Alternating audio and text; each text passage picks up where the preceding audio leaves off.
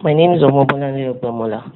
I manage Mo Ogbam's feed mills, where we produce quality, affordable, and highly nourishing animal feed, such as fish feed, poultry feed, dog feed, and so on.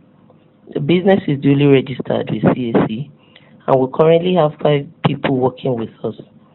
Majority of our raw materials come from the northern part of the country, and they are maize, groundnut cake, soya meal, wheat, and so on.